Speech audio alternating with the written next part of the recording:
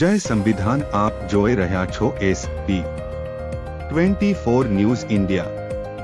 થાનગઢમાં ગટરો રોડ પર થાનગઢમાં ઘણા સમયથી ગટરના પાણીની સમસ્યા ચાલી રહી છે, જેના કારણે ગટરનું પાણી રોડ પર ફરી વળ્યું છે।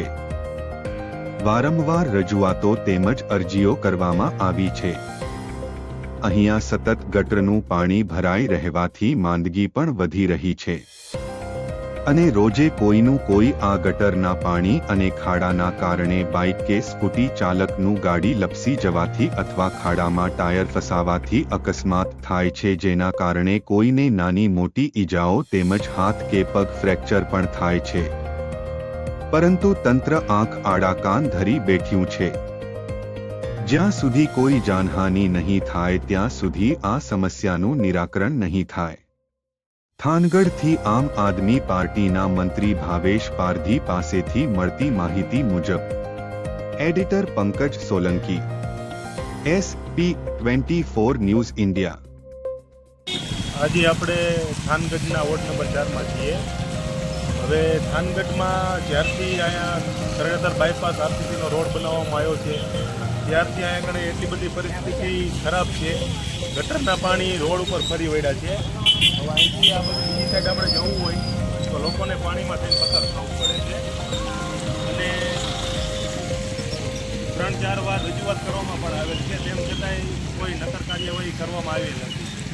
અહીંયાથી લગભગ રોજનું હજારો માણસો નીકળે છે। અમારા થાનગઢની વસ્તી 1 લાખની આજુબાજુ છે અને ઓવરબ્રિજનું કામ ચાલતું હોવાથી થાનગઢના 2 ભાગલા થઈ ગયા છે અને મેન ગામ અમારું ફાટકથી પહેલી બાજુ આવેલું છે।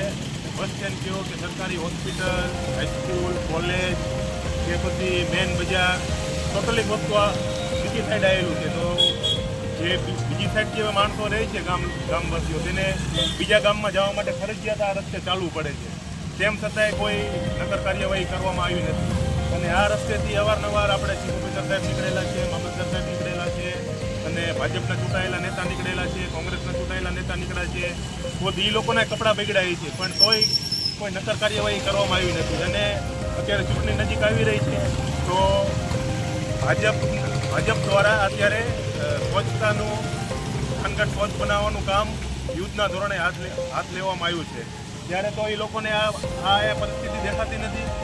તો વહેલી તકે આ કામ કરાવે, નહીં તો અહીંના સ્થાનિક લોકોને સાથે રાખી ઉગ્ર આંદોલન કરવામાં આવશે અને અહીંયા રોડ રોકો આંદોલન કરશું। જય હિન્દ, જય ભારત। ચમનભાઈ અહીંના સ્થાનિક છે, અહીંયા ઘણા વર્ષથી રહે છે। ચમનભાઈ અહીંયા એટલી ગંદકી છે, બરાબર, અહીંનો અનુભવ તમે કહો, અત્યારે લઈ ગયા અહીંયા માણસો પેડાય છે, બરાબર, દરરોજના 2 થી 4 વ્યક્તિ પડે છે અને લેડીઝ હોય અરે નાના બચ્ચા હોય। આજની તારીખમાં 11/1/25 તારીખમાં આજની તારીખમાં એક ડોહા બાપા પડ્યા, એનો પગ ફ્રેક્ચર થઈ ગયો છે, બરોબર। એમાં દરરોજના 5 થી 7 વ્યક્તિ આ ગટરમાં ખાડામાં પડવાથી એને ઇન્જર્ડ થાય છે, બરોબર। અને કોઈ આ નથી બેરિકેડ મૂકતા નથી, આનો કોઈ નિકાલ કરતા, બરોબર। એ માટે એ હેતુથી અમે તમને આ જણાવી